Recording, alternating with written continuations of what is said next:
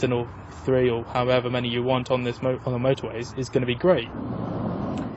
A memorial to the volunteer nurses who put their own lives at risk during the 2 world wars has been unveiled today. The monument at the National Memorial Arboretum recognises the unpaid services of the voluntary aid detachment women who had no nursing experience but showed compassion to strangers.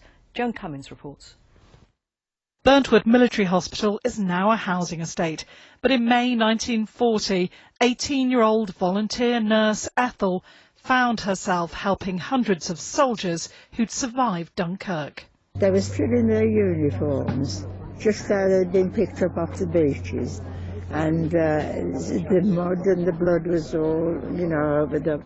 Today at the National Memorial Arboretum, stories were shared and the sacrifices of the voluntary aid detachment was recognised by Her Royal Highness the Countess of Wessex, who took time to reflect at the memorial to the untrained volunteers who found themselves on the front line.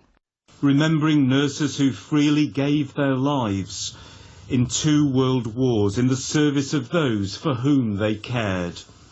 The volunteers had responded to appeals from the government during the war to help, but many were unprepared for what would face them, including relatives of Lord and Lady Fellows who attended today's service. I remember she was doing bandages and rolling them, and then suddenly, boom, it went into something quite different, and that was quite a shock for her.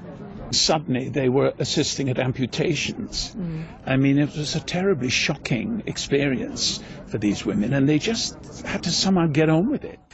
The memorial contains the 1,300 names of nurses who volunteered during the world wars and didn't come home. They got there and delivered care.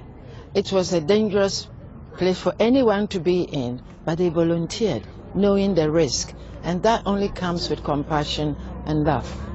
Organisers hope the memorial will act as an inspiration to all nurses facing challenges in conflict situations. Joan Cummins, BBC Midlands Today, Ulrawas. Thanks for joining us here on Midlands Today. Shafali will be along shortly.